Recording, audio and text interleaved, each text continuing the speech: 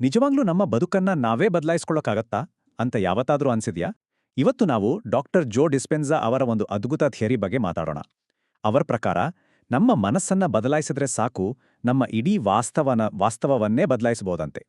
ಒಂದು ಕ್ಷಣ ಯೋಚಿಸಿ ನೋಡಿ. ನಮ್ಮಲ್ಲಿ ಎಷ್ಟೊಂದು ಜನ ಹಳೆ ಅಭ್ಯಾಸಗಳಲ್ಲೇ ಸಿಕ್ಕಾಕೊಂಡಿಲ್ವಾ? ಪ್ರತಿದಿನ ಒಂದೇ ರೀತಿ, ಒಂದೇ ಥರದ ಯೋಚನೆ, ಒಂಥರ ಆಟೋ ಪೈಲಟ್ ಮೋಡ್ನಲ್ಲಿ ಬದುಕ್ತಾ ಇರ್ತೀವಿ. ಡಾಕ್ಟರ್ ಡಿಸ್ಪೆನ್ಸಾ ಅವರ ಕೇಸ ಶುರುವಾಗೋದೇ ಇಲ್ಲಿಂದ. ನಮ್ಮ ಗತಕಾಲದ ಬಂಧನಗಳಿಂದ ನಾವು ಹೇಗೆ ಹೊರಗೆ ಬರಬಹುದು ಅನ್ನೋದು ಅವರ ಮುಖ್ಯ ಪ್ರಶ್ನೆ. ಕಲ್ಪನೆ ಮಾಡ್ಕೊಳ್ಳಿ, ಒಂದು ಕ್ಷಣಕ್ಕೆ ನೀವು ಯಾರು ಅನ್ನೋದನ್ನೇ ಮರ್ತುಬಿಡಿ. ನಿಮ್ಮ ಹೆಸರು, ನಿಮ್ಮ ಕೆಲ್ಸ, ನಿಮ್ಮ ಚಿಂತೆಗಳು ಎಲ್ಲವನ್ನೂ. ಡಾಕ್ಟರ್ ಡಿಸ್ಪೆನ್ಸಾ ಹೇಳೋದು ಇಷ್ಟೇ: ಈ ಏನೂ ಇಲ್ಲದ ಸ್ಥಿತಿಯಲ್ಲೇ ನಾವು ಹೊಸದನ್ನ ಸೃಷ್ಟಿಸಬಹುದು. ಇದೊಂದು ಖಾಲಿ ಸ್ಲೇಟ್ ಇದ್ದ ಹಾಗೆ, ಅದರ ಮೇಲೆ ನಮ್ಮ ಭವಿಷ್ಯವನ್ನ ನಾವೇ ಬಡಿಬಹುದು. ಹಾಗಾದ್ರೆ ಬನ್ನಿ ಇದರ ಆಳಕ್ಕೆ ಇಳಿಯೋಣ. ನಾವು ಈಗ ಏನಾಗಿದ್ದೇವೆಯೋ ಅದನ್ನ ಬಿಟ್ಟು ನಾವು ಏನಾಗಬೇಕು ಅಂದ್ಕೊಂಡಿದ್ದೇವೋ ಹಾಗೆ ಆಗೋದು ಹೇಗೆ? ಇದು ಸುಮ್ಮನೆ ಪಾಸಿಟಿವ್ ಆಗಿ ಯೋಚನೆ ಮಾಡಿ ಅಂತ ಹೇಳೋ ಥರ ಅಲ್ಲ. ಇದಕ್ಕಿಂತ ತುಂಬಾನೇ ಡೀಪ್. ಇದು ನಮ್ಮ ದೇಹದ ಕೆಮಿಸ್ಟ್ರಿಯನ್ನೇ ಬದಲಾಯಿಸೋ ಬಗ್ಗೆ. ನಮ್ಮ ಆಲೋಚನೆಗಳು ಅಕ್ಷರಶಃ ನಮ್ಮ ಜೀನ್ಸ್ಗಳಿಗೆ ಸಿಗ್ನಲ್ಗಳನ್ನು ಕಳಿಸಿ ಸೆಲ್ ಲೆವೆಲ್ನಲ್ಲೇ ನಮ್ಮನ್ನ ಹೊಸ ವ್ಯಕ್ತಿಯಾಗಿ ಬದಲಾಯಿಸುತ್ತೆ ಅಂತ ಹೇಳ್ತಾರೆ. ಇದೇ ನೋಡಿ ನಿಜವಾದ ಮೈಂಡ್ ಬಾಡಿ ಕನೆಕ್ಷನ್. ನೋಡಿ, ಈ ಮಾತು ಡಿಸ್ಪೆನ್ಸಾ ಅವರ ಇಡೀ ಫಿಲಾಸಫಿಯ ಸಾರಾಂಶ. ನಮ್ಗೆ ಶ್ರೀಮಂತಿಕೆ ಬೇಕು, ಆದ್ರೆ ಮನಸ್ಸಿನ ಆಳದಲ್ಲಿ ನಾನು ಬಡವ ಅನ್ನೋ ಭಾವನೆ ಇದ್ರೆ ನಾವು ಬಡತನವನ್ನೇ ಆಕರ್ಷಿಸ್ತೀವಿ. ನಮ್ಮ ಹೊರಗಿನ ಪ್ರಪಂಚ ಬದಲಾಗ್ಬೇಕಂದ್ರೆ ಮೊದಲು ನಮ್ಮೊಳಗಿನ ಪ್ರಪಂಚ ಬದಲಾಗಬೇಕು. ಸರಿ, ಇದೆಲ್ಲ ಕೇಳೋಕ್ ಚೆನ್ನಾಗಿದೆ. ಆದ್ರೆ ಇದು ಕೆಲಸ ಮಾಡೋದು ಹೇಗೆ? ಇದೇನಾದ್ರೂ ಮ್ಯಾಜಿಕ್ಕಾ? ಇಲ್ಲ. ಡಿಸ್ಪೆನ್ಸಾ ಅವರ ಪ್ರಕಾರ ಇದರ ಸೀಕ್ರೆಟ್ ಇರೋದು ನಮ್ಮ ಬ್ರೈನ್ ವೇವ್ಸ್ನಲ್ಲಿ. ಬನ್ನಿ ಅದನ್ನ ಅರ್ಥ ಮಾಡ್ಕೊಳ್ಳೋಣ. ಬೀಟಾ ಅಂದ್ರೆ ಟ್ರಾಫಿಕ್ನಲ್ಲಿ ಸಿಕ್ಕಾಕ್ಕೊಂಡು ಹಾರ್ನ್ ಮಾಡ್ತಾ ಟೆನ್ಷನ್ ಆಗಿ ತಲೆ ಕೆಡಿಸ್ಕೊಳ್ಳೋ ಸ್ಥಿತಿ. ಅದೇ ಆಲ್ಫಾ ಅಂದ್ರೆ ಬೆಳಗ್ಗೆ ಆರಾಮವಾಗಿ ಸ್ನಾನ ಮಾಡ್ತಿದ್ದಾಗ ಒಬ್ಬ ಎಂಥ ಒಳ್ಳೆ ಐಡಿಯಾ ಬಂತು ಅಂತ ಅನ್ಸುತ್ತಲ್ಲ, ಆ ಒಂದು ಸ್ಥಿತಿ. ಧ್ಯಾನದ ಮುಖ್ಯ ಉದ್ದೇಶವೇ ನಮ್ಮನ್ನ ಈ ಬೀಟಾ ಸ್ಟೇಟ್ನಿಂದ ಆಲ್ಫಾ ಸ್ಟೇಟಿಗೆ ಕರ್ಕೊಂಡೋಗೋದು. ಹಾಗಾಗಿ ನಮ್ಮ ಸಬ್ಕಾನ್ಷಿಯಸ್ ಮೈಂಡ್ ಅನ್ನೋದು ನಮ್ಮ ದೇಹದ ಆಪರೇಟಿಂಗ್ ಸಿಸ್ಟಮ್ ಇದ್ದ ಹಾಗೆ. ನಮ್ಮ ಹಾರ್ಟ್ ಬೀಟ್, ಡೈಜೆಷನ್ ಎಲ್ಲವನ್ನೂ ಅದೇ ಕಂಟ್ರೋಲ್ ಮಾಡೋದು. ಅದನ್ನೇ ನಾವು ರೀಪ್ರೋಗ್ರಾಮ್ ಮಾಡಿದ್ರೆ ಆಗ ಕೇವಲ ನಮ್ಮ ಯೋಚನೆಗಳು ಮಾತ್ರವಲ್ಲ, ನಮ್ಮ ಆರೋಗ್ಯ, ನಮ್ಮ ಎನರ್ಜಿ, ಅಕ್ಷರಶಃ ನಮ್ಮ ಇಡೀ ಜೀವನವನ್ನೇ ಬದಲಾಯಿಸ್ಬೋದು. ಇದು ನಮ್ಮ ಬಾಡಿಯ ಆಪರೇಟಿಂಗ್ ಸಿಸ್ಟಮನ್ನ ಹ್ಯಾಕ್ ಮಾಡಿದ ಹಾಗೆ.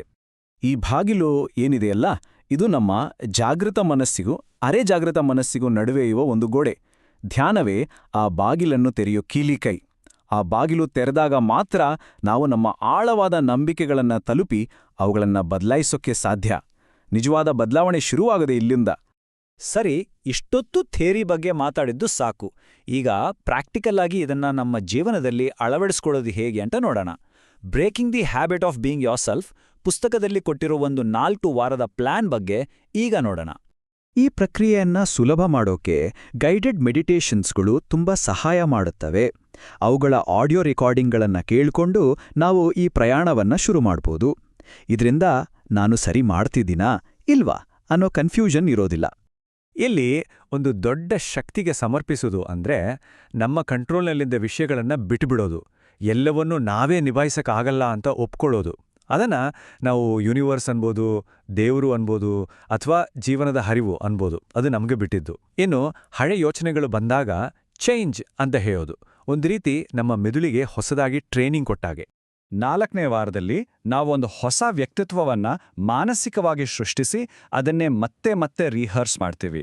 ಆ ಭವಿಷ್ಯ ಅದು ಈಗಾಗಲೇ ನಡೀತಿದೆ ಅನ್ನೋ ಹಾಗೆ ಫೀಲ್ ಮಾಡಿದಾಗ ನಮ್ಮ ದೇಹ ಮತ್ತು ಮನಸ್ಸು ಆ ಹೊಸ ರಿಯಾಲಿಟಿಗೆ ಹೊಂದಿಕೊಡುತ್ತೆ.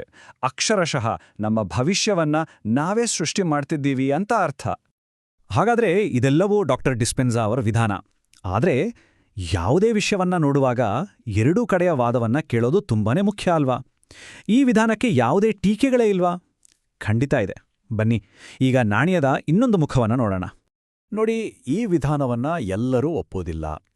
ಆನ್ಲೈನ್ ಫೋರಂಗಳಲ್ಲಿ ನೋಡಿದ್ರೆ ಇವೆಲ್ಲ ಬರೀ ಸುಳ್ಳು, ಜನರನ್ನು ದಾರಿ ತಪ್ಪಿಸೋ ಕೆಲಸ ಅಂತ ಖಾರವಾಗಿ ಟೀಕಿಸೋ ಜನ ಕೂಡ ಸಿಗ್ತಾರೆ.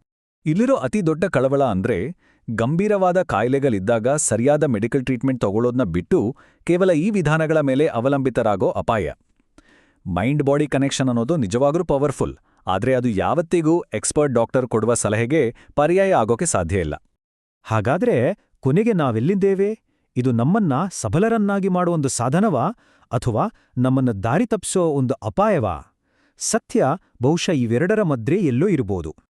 ಕೊನೆಯದಾಗಿ ಒಂದು ಪ್ರಶ್ನೆ. ನಮ್ಮ ಯೋಚನೆಗಳಿಂದಲೇ ಒಂದು ಹೊಸ ವಾಸ್ತವವನ್ನ ಸೃಷ್ಟಿಸೋದು ನಿಜವಾಗ್ಲೂ ಸಾಧ್ಯನಾ? ಹಾಗಾದ್ರೆ ಸ್ವಯಂ ಸಬಲೀಕರಣಕ್ಕೂ ಭ್ರಮೆಗೂ ನಡುವೆ ಇರೋ ಆ ಸಣ್ಣ ಗೆರೆ ಎಲ್ಲಿದೆ? ಇಂತಹ ವಿಧಾನಗಳನ್ನ ತೆರೆದ ಮನಸ್ಸಿನಿಂದ ಆದ್ರೆ ವಿಮರ್ಶಾತ್ಮಕ ದೃಷ್ಟಿಯಿಂದ ನೋಡೋದು ಒಳ್ಳೇದು. ಯಾಕಂದ್ರೆ ಒಬ್ರಿಗೆ ಸರಿ ಹೊಂದಿದ್ದು ಇನ್ನೊಬ್ರಿಗೆ ಸರಿ ಹೋಗದೇ ಇರಬಹುದು. ಅಂತಿಮ ನಿರ್ಧಾರ ಪ್ರತಿಯೊಬ್ಬರಿಗೂ ಬಿಟ್ಟಿದ್ದು.